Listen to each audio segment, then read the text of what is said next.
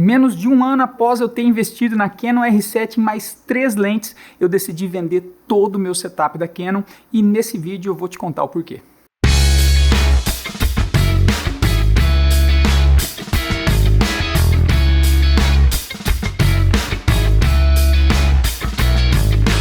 E aí meu povo, tudo jóia? Sejam bem-vindos ao canal. Caras, hoje em dia as câmeras estão sensacionais e a escolha de uma marca ou modelo é muito pessoal. E esse vídeo não tem nada a ver com câmera melhor, câmera pior, não é disso que eu tô falando. É só preferência pessoal, então não se emocione demais com esse assunto. Busque aproveitar nesse vídeo as partes que são convenientes a você dentro dessas experiências que eu tive com a Canon e eu vou compartilhar com você agora. Há alguns meses eu lancei um vídeo aqui no canal onde eu contava por que a Canon R7 não seria mais a minha câmera principal aqui no canal, que foi quando eu comprei a câmera que está me filmando agora, que é a Lumix S5 Mark II. Naquele vídeo eu disse que a R7 seguiria como uma câmera B aqui no meu setup, mas desde então eu percebi que a R7 não cabia mais perfeitamente no meu kit e eu resolvi passar ela para frente, mas eu ainda acho que a R7 sim é uma câmera muito boa para certos tipos de uso que eu vou mencionar daqui a pouco. Então bora falar agora de uns pontos que me fizeram vender a R7 com menos de um ano de uso. O primeiro ponto, sem dúvidas, são as lentes. Infelizmente, a Canon não está sendo caprichosa com as lentes para a linha APS-C. Na real, eu não me emocionei muito nem com a linha full frame. Eu usei, por exemplo, a 35mm f1.8, fiz um review dela e apesar de ser bem legal, ter gostado de usar ela, ainda tem uns pontos negativos que me forçaram a voltar para a Lumix, por exemplo. Mas eu não vou me aprofundar muito nesse assunto agora, a gente pode fazer isso numa outra conversa ou aqui nos comentários também. Já a linha L da Canon, aí é uma linha porrada demais, lentes maravilhosas, entregam demais. A questão é que eu acho que o custo delas em relação ao custo da R7 não se alinham muito dentro de uma mesma proposta. Mas, por exemplo, que opção de lente grande angular, de lente bem aberta a gente tem para a R7? Caras, a gente tem a 16mm f2.8, que vai dar um campo ali mais ou menos de 25.6 na R7, em termos de full frame, que não é tão abertona assim. E temos algumas opções também de lentes adaptadas, mas caras, eu estou falando de lentes nativas do mount RF. Já para Sony e Fuji, por exemplo, a gente tem uma variedade de lentes nativas muito grande. A Sony tem a 10-18, a 10-20, a 15mm f1.4, a 11mm f1.8 e ainda temos as lentes fabricadas por terceiros, tipo a Sigma e a Viltrox. A Sigma tem, por exemplo, a 16mm f1.4, a Viltrox tem a 13mm também f1.4. E aí as APS-C da Canon ficam vendidas só com uma opção abaixo ali de 18mm. E f2.8 ainda, sendo que essas outras aí concorrentes estão na casa de f1.4. E aqui a gente já puxa outro assunto, que é o embargo da Canon para outras fabricantes produzirem lentes RF com foco automático. Eu já testei algumas lentes manuais super legais aqui no canal, como as Make 10mm f2, a Make 25mm f0.95 e também a 50mm f1.2, que são opções muito interessantes, mas com a limitação do foco manual. Faz bastante tempo aí que existem rumores de que a Canon vai abrir aí a autorização para outros fabricantes produzirem lentes RF com foco automático, mas está demorando um bocadinho. E com certeza esse foi um dos principais fatores que me fizeram abandonar a Canon.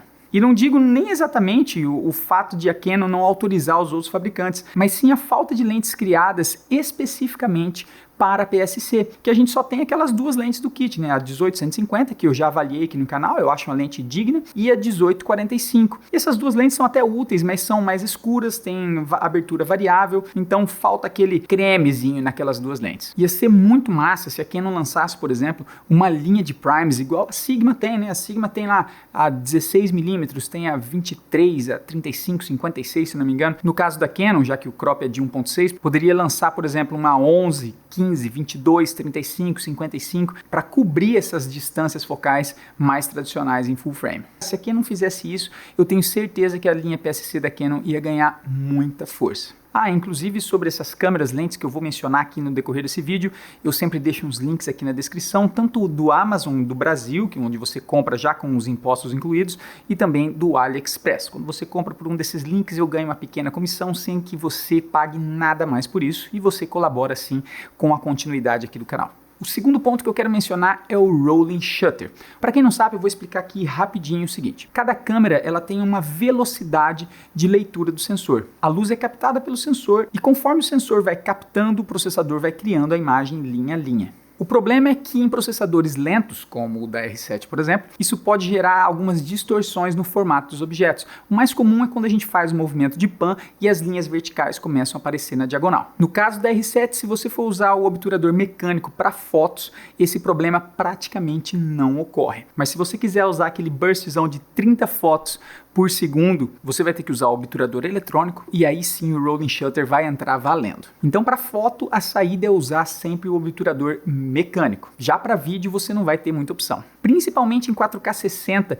em takes com lente longa, assim, eu usava muito a 100-400 para natureza, né? Inclusive já falei desse kit aqui, eu ainda acho bem interessante para natureza, mas eu percebi que o rolling shutter somado à estabilização do sensor fizeram eu perder vários takes por causa desse visual assim meio gelatina que vocês estão vendo. Dessa forma, se você vai tirar fotografias, eu sugiro você priorizar o uso do obturador mecânico se você estiver fotografando algo que esteja se movendo muito rápido. Já em vídeo o problema aparece principalmente nas taxas de quadro mais altas, tipo 4K 60, e visualmente eu notei também que quando eu estava com a lente muito longa, esse problema também aumentava.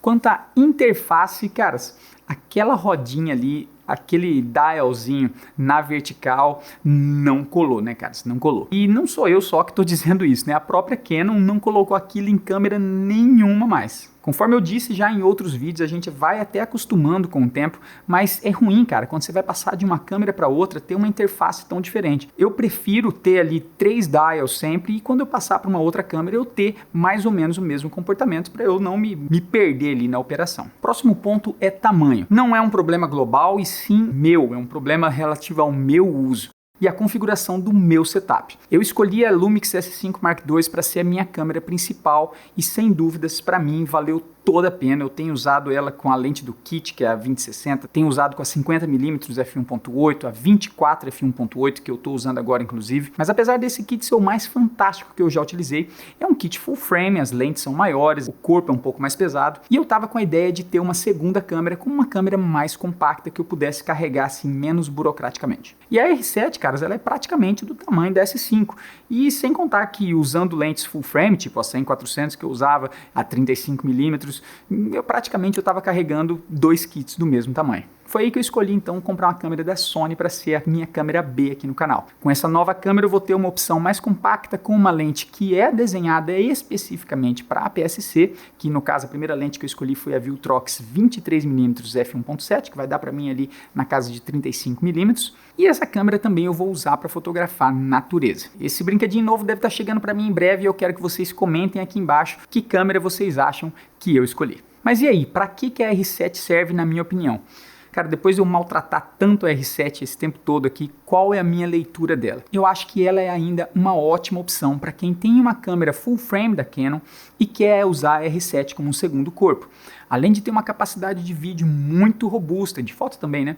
Mas de vídeo ela tem 4K em 10 bits, grava em C-Log3, você consegue ali fazer um match de cores com outras Canon, tipo a R5, por exemplo, você consegue colocar uma imagem da R7 junto ali, já com um color grade semelhante. E além disso, se você tiver um corpo full frame e a R7, as suas lentes vão ter o dobro das distâncias focais, né? Porque quando você espetar, por exemplo, uma 35mm na R7, ela vai parecer uma 55mm. E claro, quando você espetar na full frame vai ter os 35mm. Então essa variedade é legal. Um outro ponto é que a R7 para mim ainda brilha em fotografia de natureza, desde que você use o obturador mecânico. Caras, ela tem um sensor com 32,5 megapixels, fotografa 15 fotos por segundo no obturador mecânico e ainda tem um crop de 1.6 ali natural do sensor. Então, para quem fotografa natureza, fotografa ave, fotografa bicho aí em geral, tem muita margem tanto para você enxergar mais longe, quanto depois para você cropar a sua foto. E nesse ponto, em relação à Sony que eu comprei, eu vou perder, porque essa câmera que eu comprei tem uma contagem menor de megapixels e a Sony tem um fator de crop de 1.5 e não 1.6 como a Canon. Ah, e um outro detalhe é que a R7 tem 2 slots para cartão de memória e essa câmera que eu comprei tem só um. Mas falando ainda sobre uso em natureza, se você vai fazer vídeo, é fundamental você usar um tripé. Quando a gente soma essa questão da estabilização do sensor e também da leitura lenta do sensor da R7, a gente pode correr o risco de pegar aquelas imagens mais gelatinadas que eu mencionei. Para fotografia de forma geral, eu acho que cabe uma análise assim mais detalhada, não vou entrar tanto nesse mérito, mas eu acho que você tem que escolher principalmente qual lente, qual sistema de lentes te agrada mais, se é o sistema de lente da Fuji, se é o sistema de lente da Canon, se é o sistema da lente da Lumix, e depois então você escolhe qual câmera, qual corpo você quer comprar. No próximo vídeo eu devo apresentar para vocês qual é a Sony que vai fazer parte do meu kit agora. Enquanto isso, você pode dar uma olhada nesses vídeos aqui que eu falo mais sobre a Canon R7. Muito obrigado e até a próxima.